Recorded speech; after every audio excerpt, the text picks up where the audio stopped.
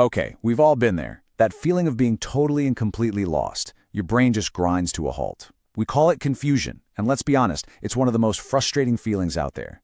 But what if we've been looking at it completely backwards? No, seriously, just pause and think about that for a second.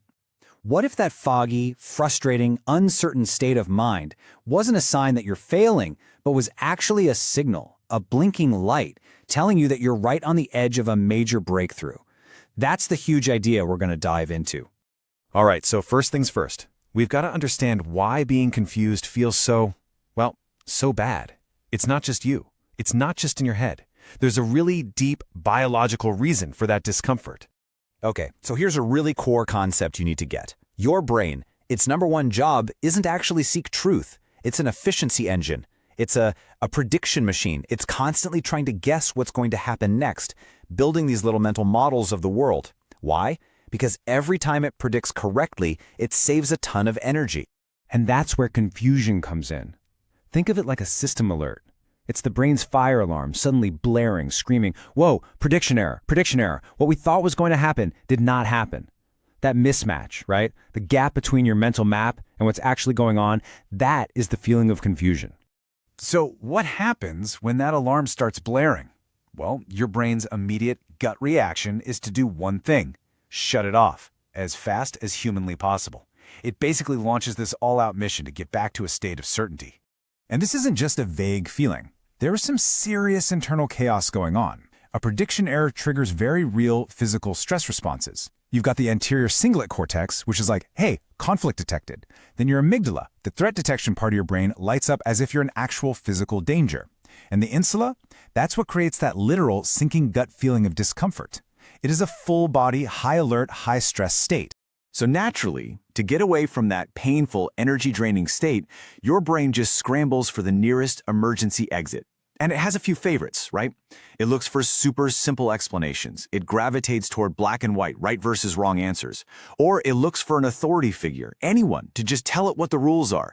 Anything to make that alarm stop ringing. And here's where the problem really starts. Our modern world, it is absolutely packed with things to give us that quick escape. It's become dangerously easy to just bypass confusion entirely.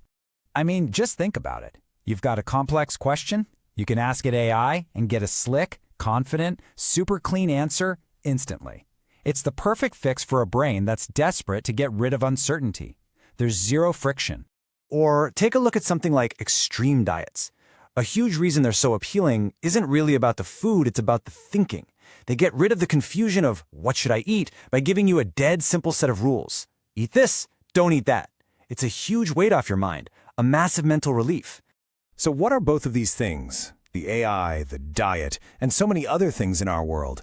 What are they really selling us? They're selling cognitive ease. That's the secret sauce. It's that wonderful calming feeling that washes over you when the mental heavy lifting stops and the uncertainty just melts away. And our brains, oh, they are completely addicted to that feeling. This really puts us at a kind of crossroads.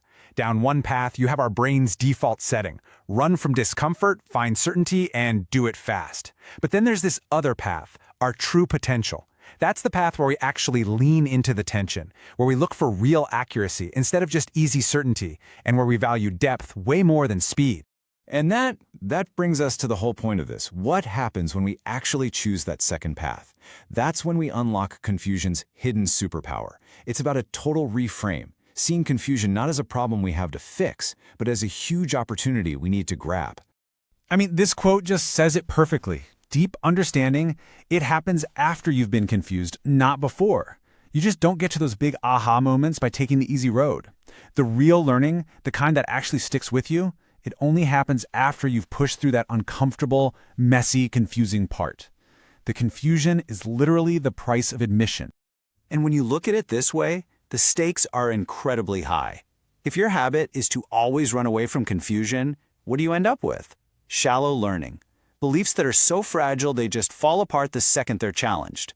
But if you can learn to tolerate it, to just sit with that discomfort for a bit, the payoff is huge. Deep understanding, and beliefs that are resilient because you've actually done the work.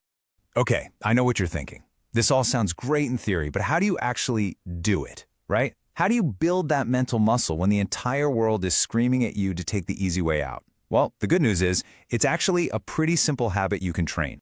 It really just comes down to 3 steps. First, just notice the discomfort. The next time you feel that itchy, anxious urge to just Google the answer or grab your phone, just pause and acknowledge the feeling. Step 2, you have to actively reframe it. Literally tell yourself, okay, this isn't me being dumb, this is my brain working hard. This is what growth feels like. And finally, step 3, just try to stay with it, just a little bit longer than you normally would. Resist the urge to hit that emergency exit right away. So I want to leave you with this final thought. We're taught our whole lives that progress means having all the answers, being certain. But what if that's totally wrong? What if real progress in our careers, in our learning, in our lives, what if it only ever begins at that exact moment we become willing to let go of certainty and instead learn to embrace the messy, uncomfortable, and unbelievably powerful state of being confused?